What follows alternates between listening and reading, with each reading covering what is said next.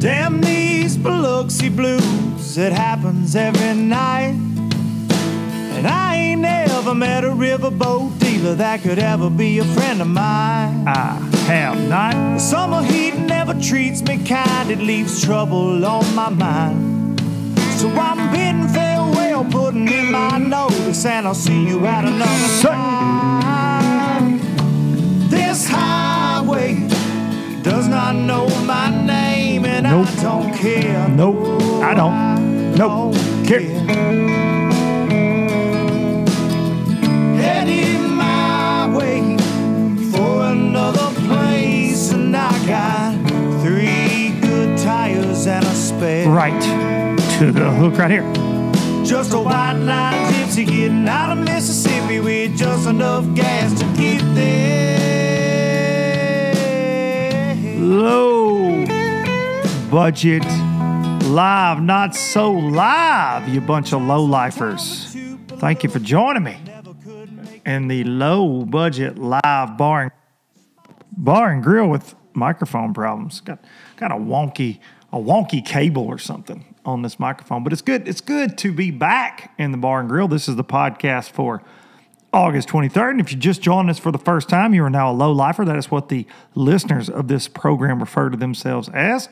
So I'm not insulting you by saying that. It's a brotherhood, sisterhood even. There's like 2 or 3 women that listen to this. And one of them's a triple threat, my wife. But the low lifers, I met some low lifers up there in Wisconsin at the MPFL, and a couple of them up in Michigan. I've been up north. It's all the same. It's all the same to me. It's like all grass that you fish is hydrilla. I think we can all agree on that. It's just all hydrilla. But I've been up north for the MPFL. I went and did, I think in life you got to do a hard reboot sometimes. And I did just that, man. I went up. I've been gone. I just got back home yesterday. I'm actually recording this on Monday, so the podcast is a little late because I try to record, leading up to Monday so I can get it out to you guys on Monday morning. But, I ain't that important. If y'all got to wait a few hours, ain't life or death on whether Low Budget Live's up in the morning. But I appreciate each and every one of you that tune in every morning. It's like your morning coffee. I see those comments. But this one's going to be in the afternoon for sure, because I got home yesterday evening, spent some time with the family. Hadn't seen them in several days, but started my week with a reboot. And several of y'all saw that on Instagram, Facebook, I'm sure. But I went up to Lake Michigan and I actually camped on the side of Lake Michigan in a little bitty Walmart tent. And my favorite comment, I had the Express pulled up there behind my truck, and somebody said $100,000 rig and a $40 tent. And that's what it was. Ultimately, man, I had all my gear in the boat, of course, and I slept in this 2-man hiking tent, solo, of course. And I took a cot, and I slept up there, man. It was in the 50s at night. It was awesome. I haven't done that. I used to do that fishing team stuff and BFLs. I've done the sleeping in the truck thing and sleeping in a tent thing, and genuinely enjoy camping. I just don't get to do it that much anymore. And so I went and bought stuff to go do it, and slept up there outside a couple of nights, got great night's sleep, but more importantly, caught them smallmouth bass. Lord have mercy. I had a great time out there on the big water by myself, no phone service, which is something I used to not even think about. When I was younger, traveling the country fishing, I didn't even have a cell phone. And now it's a little weird. It's like, oh man, I don't have a cell phone with me that works. And you're out there in the middle of nowhere by yourself in that big water. And it was cool. It was a really good experience. Didn't look at the phone. Didn't do a lot. Didn't do any TH work, email, anything. And just sent it up there on Lake Michigan. And man, I caught nothing over 5 pounds. I had a 540, I think was my biggest, but so much fun on a spinning rod and light line. Just, I don't know, it's a cool trip. The videos from it will be coming up soon. Hope y'all enjoy those. They were, I documented it, talked to the camera a little bit, but it was fun to go up there. It's like 14 and a half, 15 hours from my house. I drove that last Sunday. Then I came back down for the MPFL there at Winnebago, and it was a great event. We'll get into that, but a lot of fun, man. A lot of fun. Broke a brake caliper on my trailer coming back down to Winnebago to Oshkosh there from up in Michigan. But thank God it happened pulling into the Best Western parking lot. Shout out Kyle with the MPFL. He heard the noise as I was pulling in, and I was trying to back into a parking spot. The trailer wouldn't back, and it's because the caliper broken was against the old disc there. We had to take it all apart. I sent it home yesterday with no brakes on the express trailer, but I'm going to get that fixed here pretty quick. But no issues other than that. You know, it's just life on the road. You do it long enough, you're like, okay, it's broken. Let's fix it. Let's figure it out. And got it done. Thankful for them good people at the NPFL, and thankful for the sponsors that make 4 years of this. We celebrated. Thanks to all of you that watched the Justin Atkins episode from here in the Bar and Grill. I had so much fun with that one. And the sponsors make it possible. They do.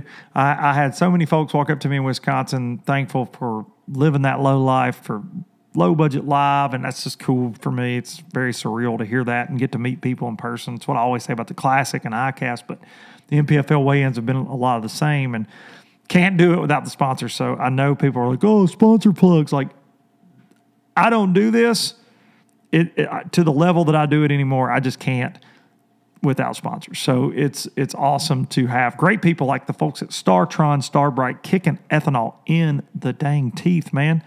Getting it out of your chainsaw, out of your weed eater. I had a lowlifer come up to me and said, hey, man, I've been running ethanol-free gas in my boat, and it's so expensive. I went and bought a bottle of StarTron because of the podcast. Is that what you do? 1,000,000%. 1,000,000% what I do. I run 87 through my Yamaha show.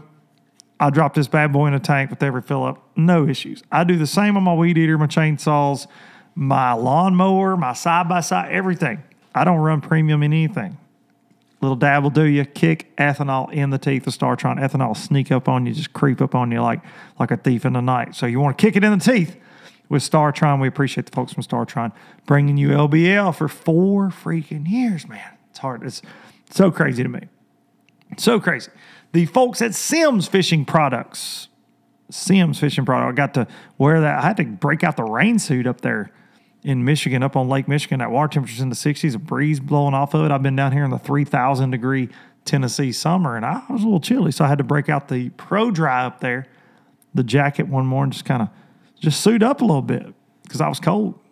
But then it got to about 80 degrees. Solar Flex. See what I did there? Yeah, I do love the Simms gear. Solar Flex hoodie is one of my favorite sun shirts that I've ever worn. And while I was up there being a smallmouth hippie, I wore the same one basically like 3 days in a row. Hippie gypsy. No shower, just sent it. I mean, I'm not too proud to tell you all that. So the Simms, when I brought them home last night, the triple threat she could smell it when I walked in the door. She could smell the clothes. She was not as happy about that decision as I was at the time. Smallmouth gypsy life up there. But Simms Fishing Products making amazing apparel to get you through the elements, whether it's the rain suits or the Solar Flex hoodies, like I said, out there in the sun. Millions of different, maybe not millions, but tons of different variations of clothing to keep you protected. And I'm here to remind all of you low-lifers, you get one life. Fish it well. Pro Guide batteries. Again, I know y'all call BS on this. Did not have power at my campsite, so I didn't get to charge my batteries 2 days in a row. And it was crazy. I anchor locked out there in some crazy wind the second full day. Never noticed a difference. And, of course, my Garmin Force has a meter on it, and the PowerPole Charge app does too. I can check all of it. But I think between those Pro Guides and that PowerPole Charge, truly, like the battery setup's crazy. But I fished 2 full days, no charge, and 2.5, I guess. And everything was good. Running graphs all day, running the trolling motor on anchor lock a ton. But Pro Guide batteries, the new lithiums, I'm impressed. You can use code LBL10 to pick yourself some up at Pro Guide batteries. And last but not least, hang the banner. Express Boats, the official boat of Low Budget Live and the Traveling Circus. And so many comments on so many videos about, but you didn't have that thing in rough water, but you didn't have that thing in big water, but you don't take that thing to blah, blah, blah. Lake Michigan, baby. 2 full days of it out there, and it was bumpy. It was bumpy. I know I made a Facebook post, a selfie kind of being silly, and people were like, those aren't big waves, because you can judge it from a selfie. But, yeah, I'd say we had like 3 to 5s basically for 2 days for the most part up there. And I was so impressed at how the boat handled that big water. You know, that was the first time driving it, and I've had it in rough stuff on the Tennessee, but those waves are just different up there. It's like being in the Gulf of Mexico.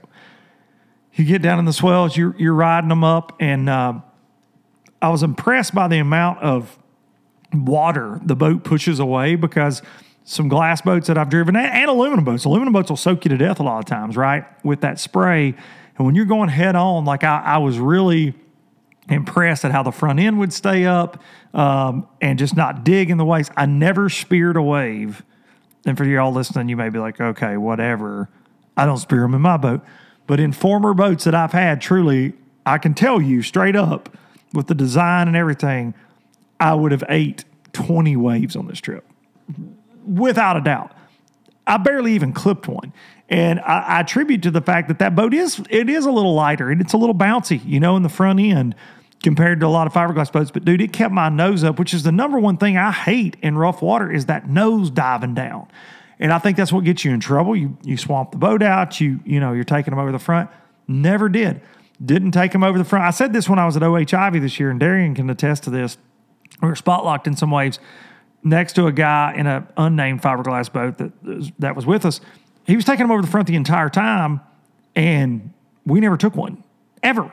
Same thing up there, man. I was so blown away by the boat, and I put it through its paces. Like, to be up there by myself, I was smart, but I put it through its paces, and the X21 was, I'm impressed. I'm impressed, to say the least, with the performance in that big water. So now I've kind of checked all the boxes. Like, I have no problem, because I am a guy, I'm honest with you. I would come back here and go, yeah, you don't need one for big water. I'll take that boat anywhere. I will. And man, I was 10, 12 miles offshore in Lake Michigan. The second day it was calm, wind got up, wasn't worried a bit, not in the least. So, another one off the checklist for the Express. It's just a great combination of features for a bass boat, man, and an aluminum bass boat. And it is a high-performance son of a gun. It slicked up there one morning. I ran 70 miles an hour in it, but you've got the big water performance as well. Now, look, if I lived up there, I understand why these guys have 23-foot deep V-wall. Like, you get it. It's an ocean. And I've said that to any negative commentary on an aluminum bass boat about the Great Lakes and things like that. No bass boat. Dude, I've been there in 21-foot bass boats. It sucks that when it blows up there, you're just there. Like, it's just not a good situation to be in a bass boat. But certainly was proud to be in the X21, passed all the tests, flying colors. Love that rig with the show.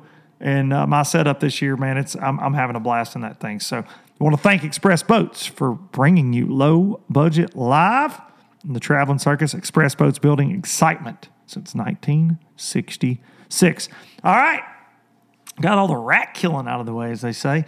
Want to say congrats to Jimmy Washam on winning the MLF title event over there in La Crosse. Interesting event.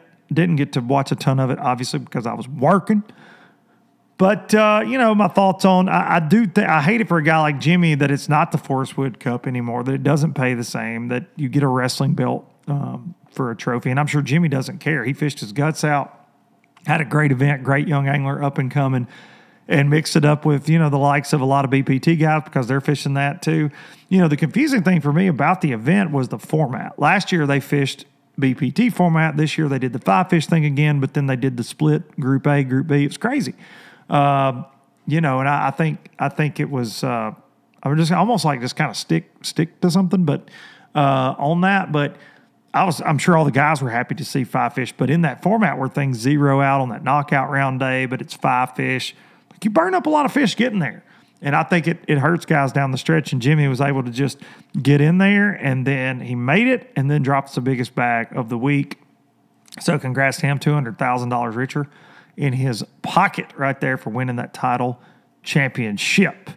Congrats. Go try to get Jimmy on. That event wrapped up yesterday afternoon, and so didn't really have time to reach out on that. Text our guest. We'll try to get Jimmy on next week, though. Tennessee boy. Congrats on that. I did have a friend of mine who has won the Forrest Wood Cup reach out about the event. He goes, it just feels weird. We went from weighing in arenas in our championship to now we're weighing in a parking lot. And there's no cup. and I used to pay $300,000 more, but my entry fees are the same. Yeah, there's a lot to that, but we'll see how it all shakes out for sure. There's rumors of the field getting cut next year in the pro circuit, but they're going to still let BPT guys fish the feeder system, and there's going to be some interesting changes. And then I'm hearing they're going to have sponsor exemptions, though, to let some guys in that probably shouldn't be in. I don't know.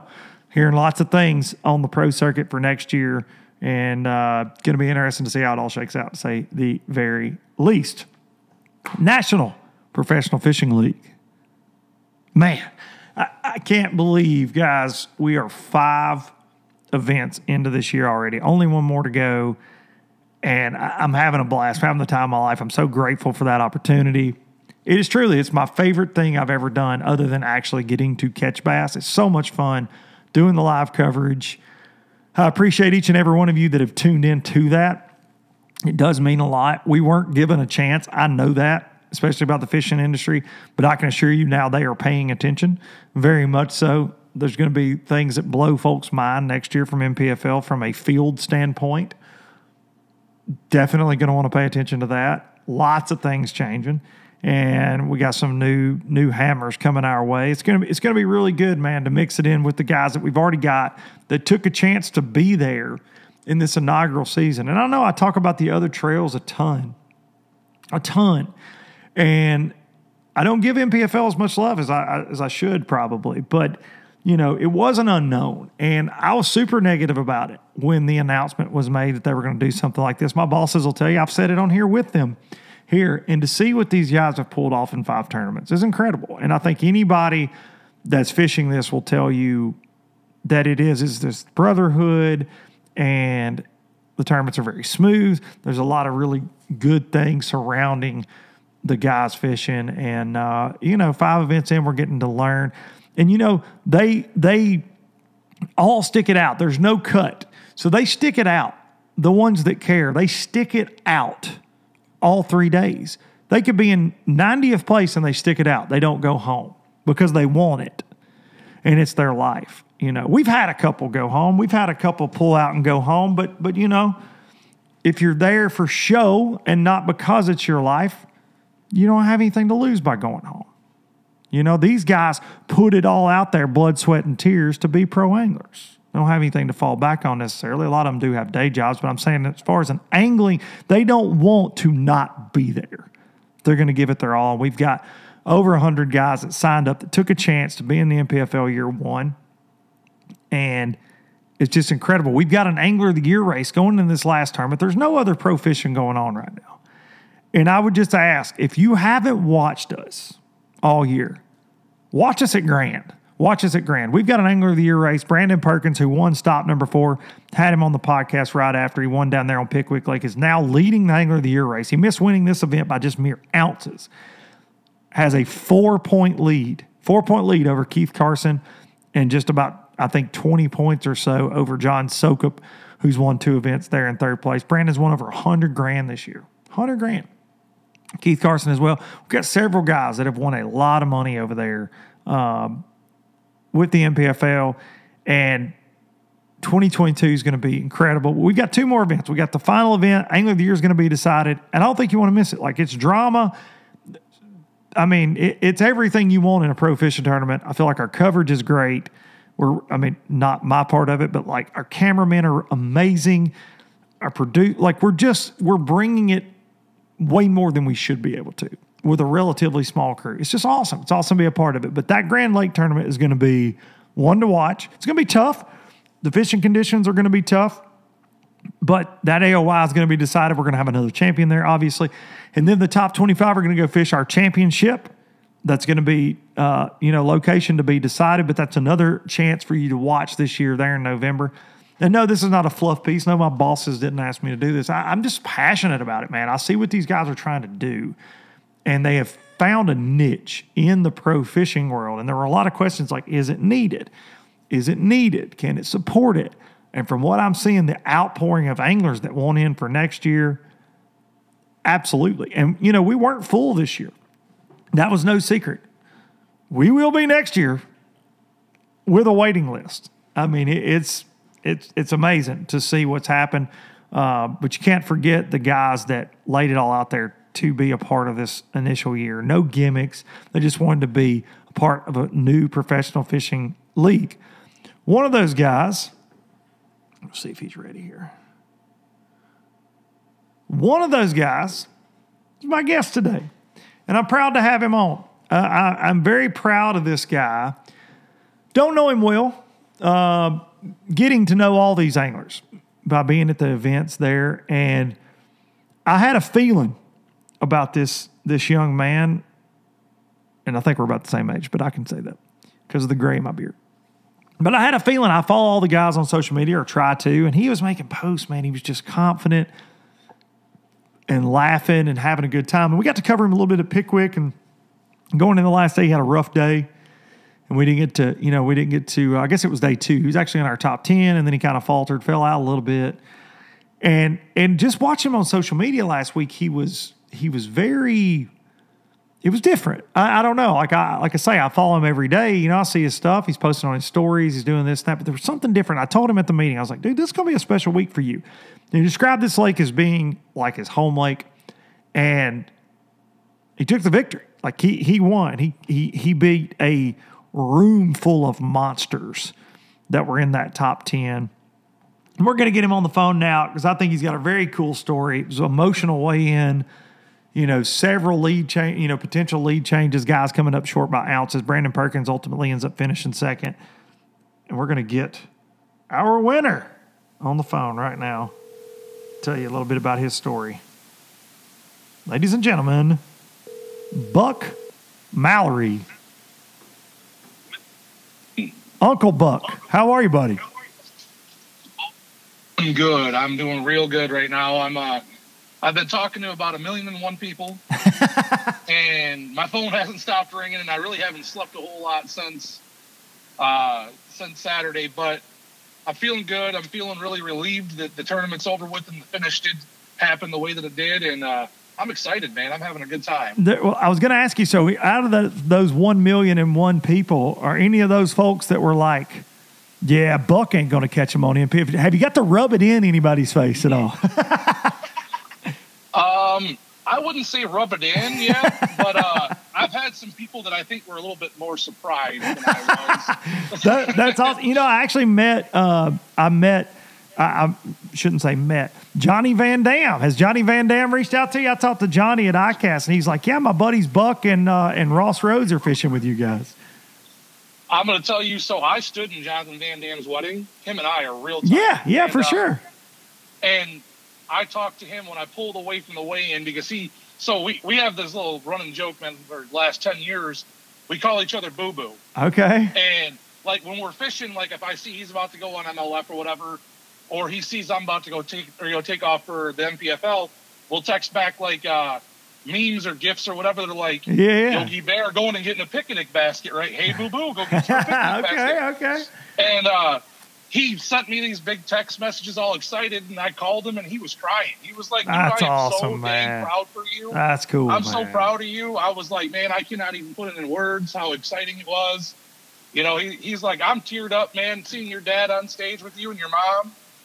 He goes, that made my day. He goes, you made my day. I'm so dang happy for you. So, dude, it was, I said that before I called, like, it was such an intense weigh-in anyways, right? Because we were all trying to, when we go off live, we went off at 1 o'clock. You only had 4 fish at that point.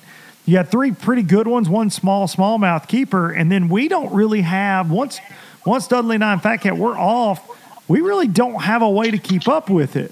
And that's, that's kind of on purpose, right? So the weigh-in is suspenseful and things like that. It's kind of old school.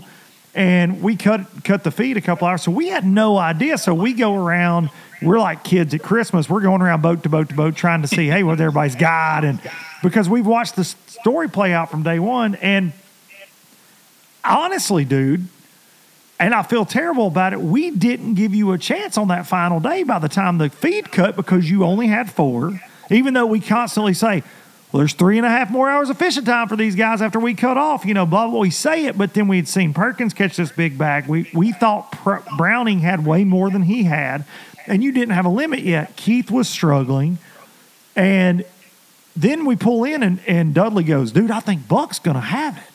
And I said, he caught him after we went off. He's like, yeah, he caught him. He says he's got, 13 and a half, 14 pounds. Perkins thought he had 16. I looked in his live. I was like, bro, you got like 17. So it all changed. And we had Schilling and Browning not be able to knock Perkins off. And dude, you won by a few ounces. And the emotion in that whole weigh-in for all of us, it was a roller coaster. But then seeing you with your folks up there, dude, it was so special.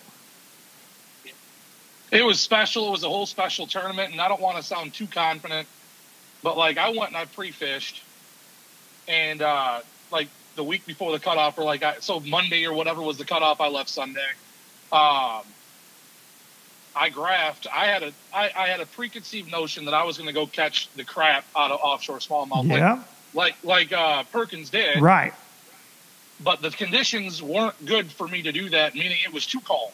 I went out and I graphed rock and I fished and I graphed for like 14 hours. I caught 2 smallmouth, and I could see them on my live scope, but I couldn't tell how big they were, and I couldn't get them to react to anything. And I took the option of let's change it up a little bit and let's try something different. And the thing that gave me this idea for this dock pattern that I did was, I kid you not, you can't make this up.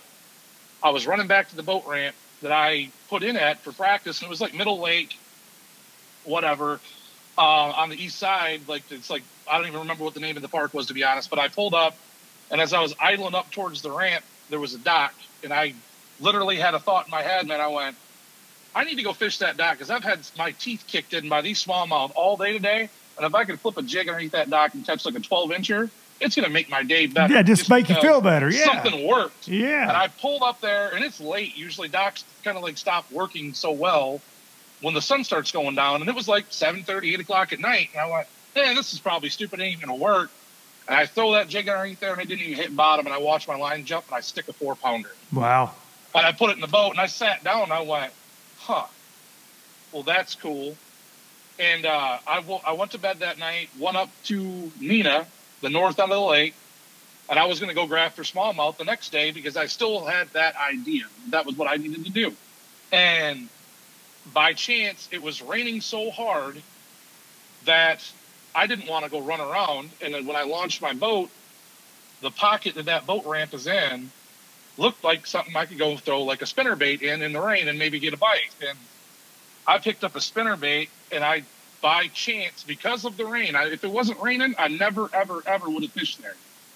But it was raining so hard, I was like, I'm not going to fire my big motor. I just put my trolling motor in, and like 3 casts later, I caught like a 3-pounder. And I power pulled down, and I sat in this little pocket, and I caught like 8 or 9 that were between 2.5 and 3.5 pounds on a spinner. Wow. And I tell you, between the 3 days of the tournament, that same pocket produced 4 keepers for me.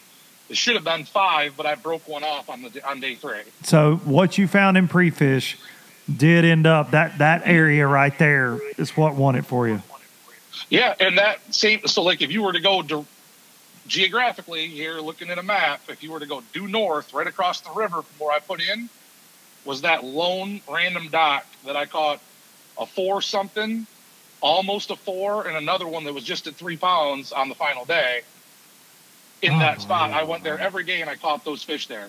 Same dock, and you told me actually I think it was at the first day weigh-in, you were like, man, I shook off fish on that dock in official practice, that I caught my best one there today. I think it was the fish I shook off. Then the second day we're watching you on live, you pull up and catch another 4-pounder off of it.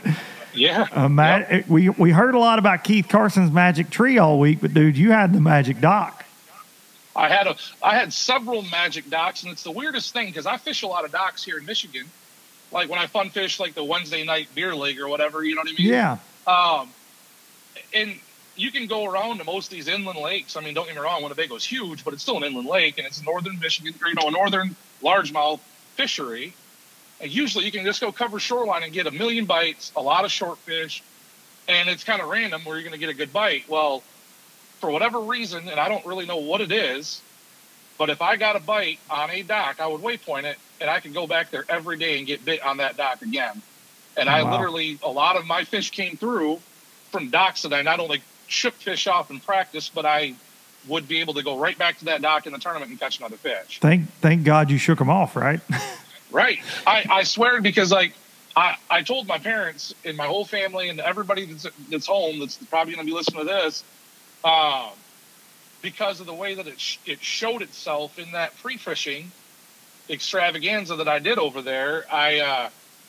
I was never going to have a hook on in practice. Like wow. when I wow. went to that little river spot that you guys saw me on live, and I caught a couple smallmouth there.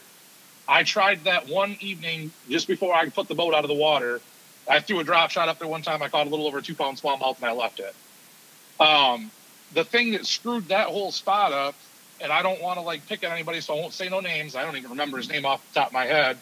But another guy did find that. Yeah. And he didn't do very well, but he gave me the info that gave me the idea that I shouldn't really rely on that spot as much as I would have, because in pre-fishing, I found that spot directly after I found that little pocket of lily pads where I caught those on the spinnerbait. I went up in that river to stay out of the big lake because it was blowing and raining, and I pitched up to this current seam, and I caught like 10 or 11 in a row, and I'm not kidding you. Not even smallmouth fishing or anything like that. This was just largemouth in the river. With like a rage bug, just flipped up there, and I caught them because I had a month almost until the tournament. I caught like 15 in a row, and I couldn't believe it. They were all like 2 to 3 pounds, and I'm like, everybody that I've talked to, and I talked to a lot of guys in our league. We became like a family. It's awesome. No doubt about it. Yeah. And we run stuff by each other, and I'm sitting there going, these guys are screwing with me, because I'm talking to a lot of guys that are hammers that are getting like 5 bites a day if they're lucky, and they're going to look for like 8 to 10 pounds. I'm going, if these guys are honest, and most of them are really honest with you, and I'm going, I got a chance here. Well, that spot didn't plan out as good as I planned, because old boy that found it stuck every fish he could in practice. He told me he caught like 30 fish off there. And I sat there on spot lock on day one when he told me that, and I'm fishing it, and he's like, yeah, see that post over there? I caught like a 5-6. And I'm like, you caught it? He goes, yes, stuck him and boat flipped him. He's huge. Oh, did you catch many? He goes, I probably caught 30, 35 fish off here. I went, okay, so you screwed the spot up. I won't really lean on it so much then. You're like, off to the docks. Right. And you know, that put a lot of pressure on me, to be honest, because I had a preconceived notion because of how good it was. If nobody else knew that it was there, I could pull up there early in the morning, throw that rage bug or drop shot, because I caught smallmouth and largemouth on both. And I could get a limit like in 20 to 30 minutes. And then I could go do these docks because they were very random, not a whole lot of fish on them. And if I could get like 1 or 2 big culls a day, I could have that 14 to 15 pounds a day. And I wouldn't have to stress all day. And day 3, I felt like I had like this 500-pound, 800-pound gorilla choking me out going, you ain't getting that 5th fish, boy. Yeah, I can imagine. And when I finally caught the 5th fish, I'll be honest, the fish was stupid. I got so lucky that I can't even explain the emotion that went through my head, because I told my cameraman, I said, this is a hard dock to get to. It's very shallow. And I don't think anybody else is going to be there. I haven't fished it all week in the tournament, but I pulled up there 2 or 3 days in a row and practiced and just without a hook and got bit. And I moved them, and I could feel, and you can see there, it's only like 10 inches deep. I said, it's like a 3-pound fish that's there, and I think it's the same stupid fish every day. I pull up there, and I'm confident, thinking it's going to happen.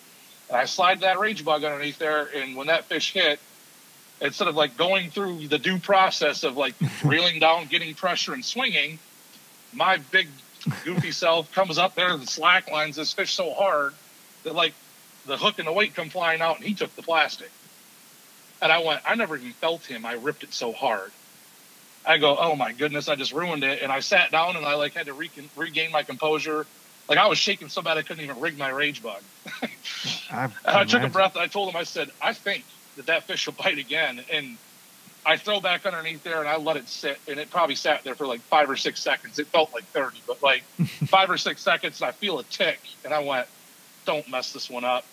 I reel into him, and I stick him, and I get him in the boat, and it was like a 3-pounder. Jeez. And my cameraman, I mentioned him on stage. Jake is his name. Yep. He's amazing. He's very interactive with you. Yes. He's high-fiving me, fist-pumping me, because he knew how excited I had. It's like a team with the camera guys, man. It is. We say that all the time on live. Like, they pull for you guys. They do. And, you know, he's so the one that I had in Pickwick, he was quiet and he just kind of did his job. Yeah. Like he was like, I'm holding the camera, I'm not saying nothing, we're not gonna have a conversation all day. So it was like an awkward silence in the back, like, you know, somebody watching you all day, almost like you're. And you're like me, you're a talker. You want somebody to talk to. Yeah, and you know what? I think Jake picked up on that quick, and he would like have conversations with me. He was like fishing with one of my boys at home. You know what I mean? And the only thing that was different was he wasn't trying to either beat me or help me. Yeah, that's right. That's right. He was just like, "Hey, man, that's awesome. Good for you." And he was like asking me like, you know, questions that kept my mind running. Like, why this dock? What made you want to go to this specific spot or whatever? And I was like, you know, interacting with him. I'm like, man, I don't understand what it is either, but like this dock or that dock has a lot of bluegill on it, and like the next 200 don't have anything. Yeah. And I don't know why. I don't know what made them be there, but it was literally to the point where I could, on day 3, I was running, setting the boat down in 1.5 feet of water, dropping the trolling motor, fishing 2 or 3 docks that I already got bit on, and it made it so I could cover a lot of water. And honestly, the actual cull fish that I won the tournament with, I caught it at 4 o'clock. Jeez. And I caught that fish by luck. And I'm going to say luck because I had some fish that I had left because I wanted them for the final day. Because when I saw day 1, I didn't go buy them because I thought 14 pounds is pretty close. And then day 2, I just never got down south because I had 14 pounds and I was pretty happy with where I was at. And I was like, yeah, why bring the gas? You know, save them for day 3. You're going to really want to show this up.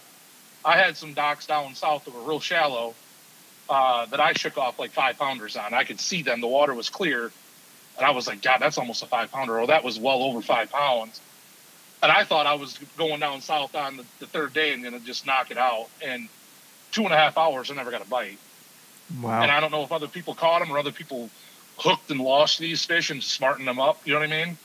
But on the way back to the boat ramp, literally I had like one little stretch of docks by the boat ramp that I got a bite or 2 in. And I knew it was going to be overly pressured, but I had to just go do something. But it was like 3:45, 3:45, and I had like a 35-minute boat ride. I was like, oh, I'll just head back north. And I had my map zoomed out quite a ways as I was running. And I see this little waypoint way back here in this pocket. And I was like, what is that? I had no crumb trail to it. Like I had ran it around enough that like my crumb trail was gone to it. And I went, why do I have a waypoint there? And I scrolled over to it and I zoomed in and I actually had 2 side by side and the light bulb went off. And I went, oh, that's that little secondary point. And there's 2 docks together and I got 2 bites there. And I ain't been there all week since like the first day of practice. I went, oh crap. And I took off. And when I sat down, I said, Jake, get that camera ready. I know live's up, but they want these, you know. Yeah, we want those fish catches. Yeah.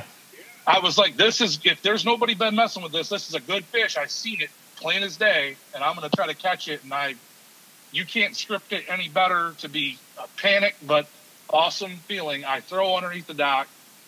Didn't bird's nest because of pressure or anything else. It was smooth.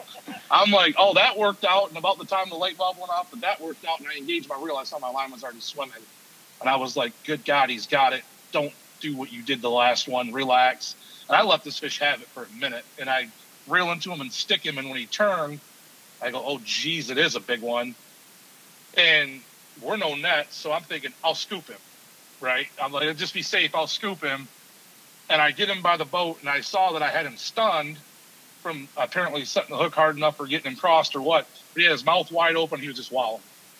I'm like, I've learned in the decades that I've fished, not trying to age myself, I've been doing this since I was a little boy, that when you get them wide open mouth, they ain't fighting, you can just flip them in the boat. Yeah. Why reach around? Why give him a chance to shake? You know what I mean? So I reel down and I just go to flip him, and that fish got like 6 inches above the gunnel of my boat and my line broke. Oh, me. And he falls in the bottom of the boat, and I kid you not, I melted down. I laid on the ground with my foot on the fish so it couldn't jump out of the boat, and I like started crying because I knew that fish was a 2-something cull at 4 o'clock on the nose. My alarm was going off on my phone. Jeez, and I looked at Jake and I said, dude, I don't know how everybody else did. I really don't. But I think that this just gave me 14 pounds. And I grabbed the Rapala scale out and I culled out the fish and I look at the scale. And obviously there's waves when you're weighing, so there's inconsistencies, but Yeah, it gives you a always. good idea. And I was sitting there looking at it, and he could see that I had like tears rolling down my cheek, and I don't want to sound like a softie, but like this was very emotional for me. It's an 'cause this intense is a moment, huge man. thing. Yeah. Yeah. And I look at it, he goes, "What you see?" I said, "I see a number, and it's like 13." I don't have the scale in front of me, so I'll tell you exactly what it is because I haven't cleared it. It was like 1377. He said, "Yeah, you're close to 14 pounds." I said, "Buddy, I'm just going to tell you that yesterday my scale said 1362 when I was over 14 pounds." I said, "And I'm pretty sure that when that biggest one that I caught today was shaken, I tagged him here on a low end, so I think I've got over 14 pounds." Yeah. And those I Rapala sat scales always weigh a little lighter than tournament scales, no matter which trail you're on. We see that all the time.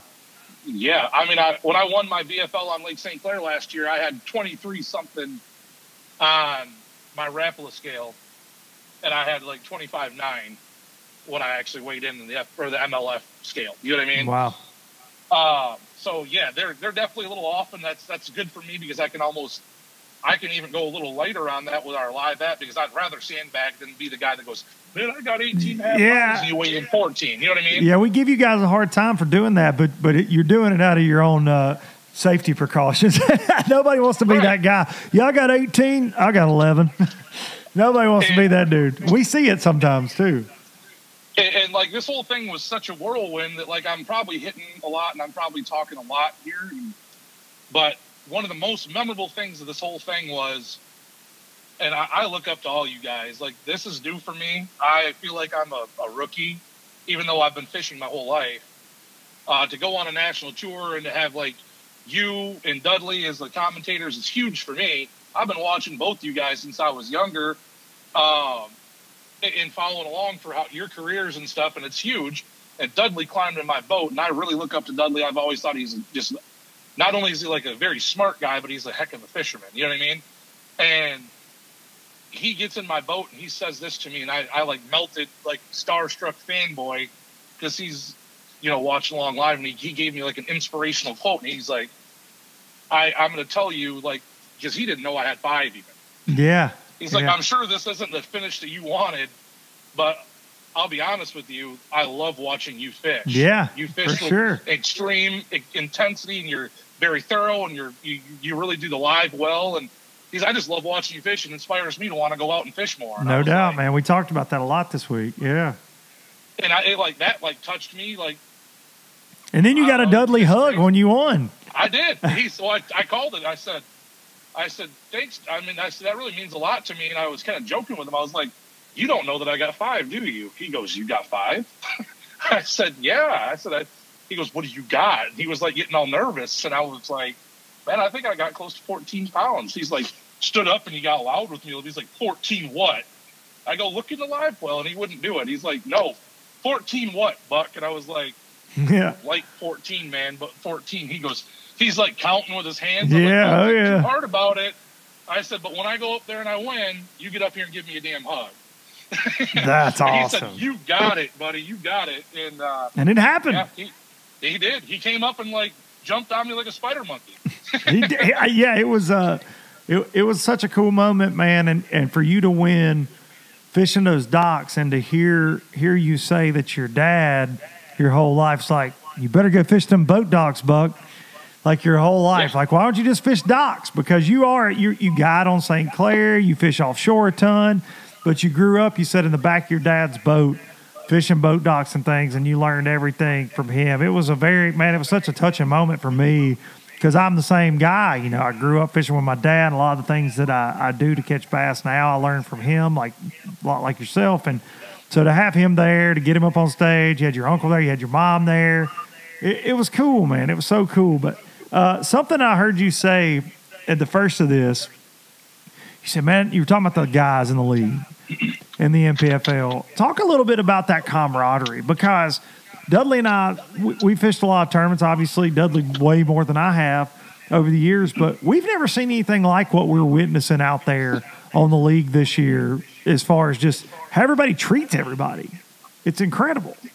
Yeah, it is. And like, at first, because you nailed it, I've fished the opens, I fished the Toyota Series. I fished the BFLs. And the only time I've ever had the camaraderie like we have in this league, where everybody just appreciates one another and everybody's friends, is like the Saturday morning one on the Grand River in Michigan when you know everybody in the field already anyway. Yeah. You know what I mean? And in the first tournament in Eufaula, I'll be honest, we're almost at the end of the first year, and I'm really proud that I've had the year that I've had. I've had a couple of mishaps, whatever, but I was standoffish at first because people were so like instantly wanting to be friends, and I was like, it's weird. Yeah, you're like, this isn't what the Toyota. This because I was like, this is what the FLW tour was great. Don't get me wrong. There was a lot of really great people, nice people, and it did have that feel. But dude, it's a little strange. It is, and what I really think a lot of it is, and this is just coming from my feeling, and it could be wrong, but I pick up on a lot of things. I feel like everybody knows that we're all like in the same boat. We just really wanted to have a chance. Yeah, man. And to have the chance that the league has given us is huge.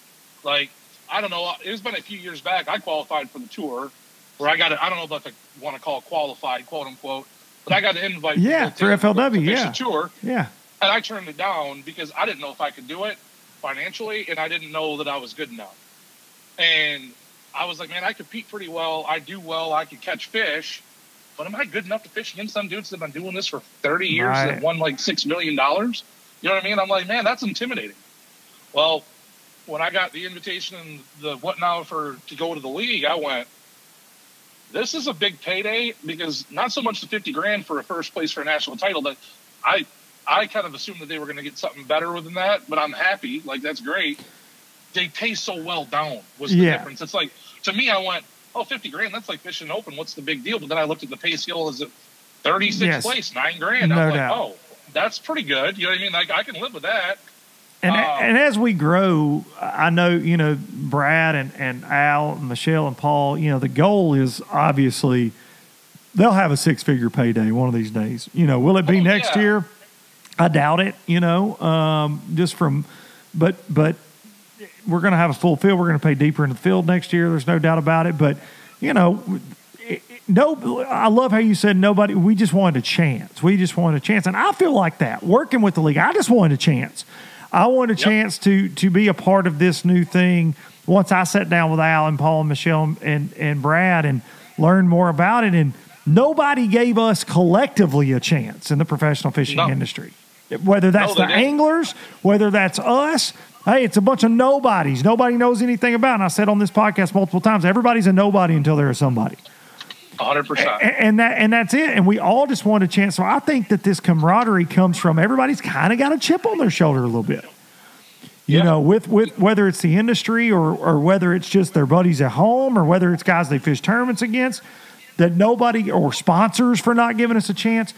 And you're seeing that more and more each tournament. We grow stronger with each event. And what we're seeing is we've got our own stars. And, dude, I just want to tell you, welcome to Pro Bass Fishing Stardom, brother. You got your first trophy in the inaugural year. They ain't anybody ever going to take it from you. It's awesome. I said that to everybody that I had talked to, that were like wanting to really be more than superficial. Hey, thank you. Or, hey, congratulations on the win. People that want to get into it, I'm like, don't get me wrong. I'm sitting here in my truck right now, and I've got a $50,000 check in my center console that I'm afraid to cash. Yeah. Because that's like the biggest my account's seen. So I have a fishing account, just like everybody else should that does this. Right. Professional. You want to have a business. You want to be able to do your taxes. My account ain't seen the $50,000 spike, and when it does, I'm going to probably get a call. Hey, what happened? Hey, Buck, something's broken. Did you? Yeah. Right. Did you rob a bank? What's going on? Yeah. Right. Well, what happened here? Did you get a sponsor? Oh, did I won a tournament? But that's awesome, man. More than any of it, this trophy that I swear to God to you is strapped into my front seat right now, right next to me in a seatbelt. It's like my baby. I kissed it goodnight last night. That will never go away for the rest of my life. And if I never win another one, or if I win 30 of them, I'll never forget the first one. I promise you. It was too memorable with my parents being able to come over, my family, and being an inaugural year. that will always be with me. But that hunk of metal there, that big old shield, that will sit on my mantle no matter what house I live in for the rest of my life. No doubt about it, man. And it's incredible. So cool. Gives me chills hearing you say that, man. And you told me on Saturday evening you own your own business. So the timing's never really been right to jump out there, but you actually own your own construction business. So this week you'll be back business as usual. After you get off these podcast interviews today and running around showing off that new hood ornament you got, you're gonna be right back to work, right? Yeah. I've already actually had to make some calls this morning and stuff. So what I did, and I'll give her a plug here because she deserves a heck of more than just what I'm doing here because she helps out with a lot of stuff behind the scenes. But Hannah, my girlfriend, she travels with me. She's a behavioral analyst. Okay, she works with autistic children. Oh, awesome! But she studies human behavior in general. And I learned how to run my business from my dad. My dad's old school. He was very successful, but he was scaled to. He was the foreman. He was the head carpenter. He was the bidding agent. He was the one that signed all the contracts. He did all this stuff after 5 o'clock when he was done working. So he'd have like a 13-hour workday. No doubt. Every day. Like so many business owners do. Yeah. Right. He's like, you can't get jobs done if you're not on the job. The guys will milk the clock. You got to be the one that signs all the contracts as people try to take your money. He did all this stuff. And it's the way that it was then 100%. But that was what I was beating into my head since I was young. I watched him bid jobs at the kitchen table since I was a little boy, and that's how I learned how to do what I do. And I do that. But she taught me to get guys off of an hourly schedule and put them on like a by the job schedule. Mm-hmm. So then I could leave. The guys knew X amount of dollars was theirs, whether they worked for 3 days or 30. So it's good for them to get it done faster. And then I still have a contract with them for the quality to make sure that it's done right. And by scaling myself to be what they call the general contractor, where I'm like the one that makes the phone calls, makes all the materials show up on time, get the contract signed, all the building permits, all the stuff, the organizer, I just have the crews that build them now. I can leave for a week to fish. And it's been the best decision I've ever made in my life because now I have the freedom to do what I've really wanted to do since I was a little kid. I wanted to be a professional fisherman since I think the year was 94. I qualified for the Bassmasters Casting Kids Championship, and I went to Greensboro, North Carolina, to the Bassmasters Classic and competed myself. I was like, when you see the math, 86. I was 7 years old, and I watched. I don't remember his name offhand. This is bad, but he was the Bass Nation dude that Brian won. Kirchhoff. Brian Kirchhoff. Him. Yep. And when I watched not only him make his dreams come true on that stage. Rest in peace, sir. You were great. No doubt about that. I got to see guys like Kevin Van Dam, who I've known around my hometown my whole life because I'm from Kalamazoo area. Back then, Fishburne, he was this big celebrity, like goofball. Yeah. You know what I mean? And I watched all these things. One of my favorites. And I met Denny Brower and all these guys, right? And I was in love with the sport then. And I grew up a little bit. I started playing football. I laugh at these kids now, man. If I had the opportunity when I was in high school, that was like to date the year, I graduated in 04. If there was this high school fishing, I'd have never played a dang day of football in my life. Yeah, say I would have never done anything. I was fishing all through high school, but we didn't have the official opportunity, that these kids do now for sure. Right, yeah. Like I said, I fished with my dad all the way till I had a driver's license, and he was nice enough and lucky enough for me that when I got a driver's license, he bought it was a pile, but he told me he wanted me to earn it. And I'm going to tell you what, he's a great guy. I love my dad. He's my hero. But he made me earn everything. So like, it was funny. He got me this, I think it was like an 86, 87, 17-foot bass tracker, like the Protein 175 or whatever they call it, right? But it had a 20 horsepower Mercury and it had like a 25 pound of thrust trolling motor, and I had not a single fish finder on it.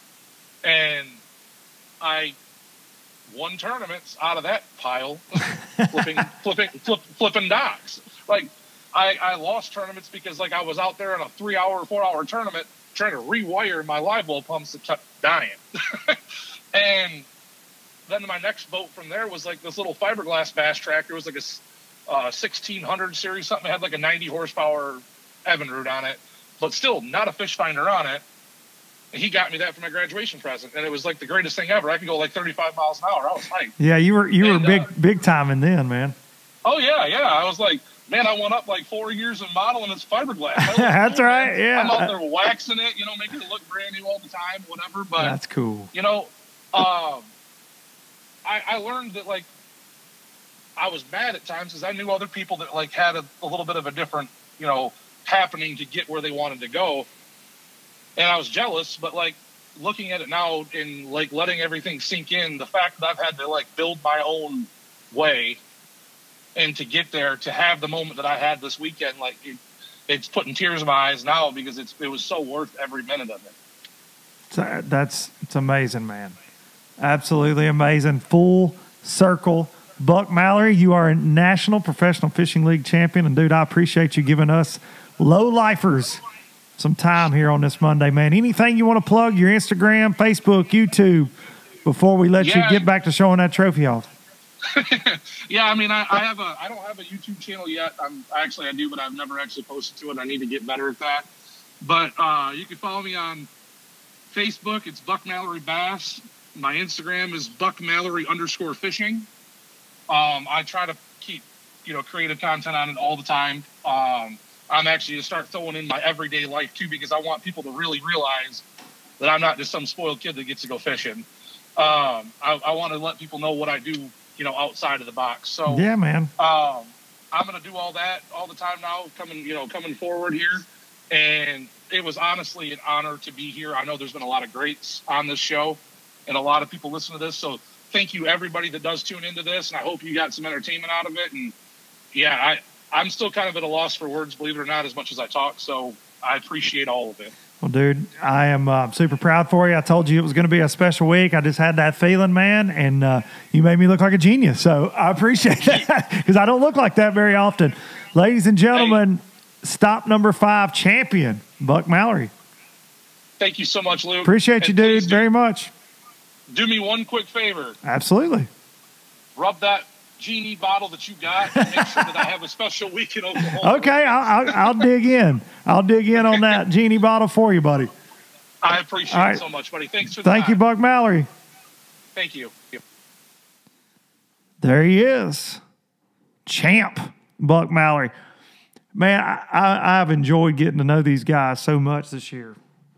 And Buck was a guy I didn't know a lot about, coming into the year, just like y'all don't, out there. You don't know a lot of our field, and it's so cool to see who's who and who does what, and their fishing styles and their personalities, and getting to know so many of them. And Buck is never at a loss for words. He's a lot like me in that. And I've enjoyed talking to Buck a lot this year, and super proud for him, man. He's just a positive guy that you like to be around. You hear him there growing up in Michigan, hard nosed with his dad, kind of putting him through his paces, and to hear him say on stage that his dad just beating his head over the years growing up about fishing docks, and then for him to win his first major win in this inaugural season, doing that with his dad on stage.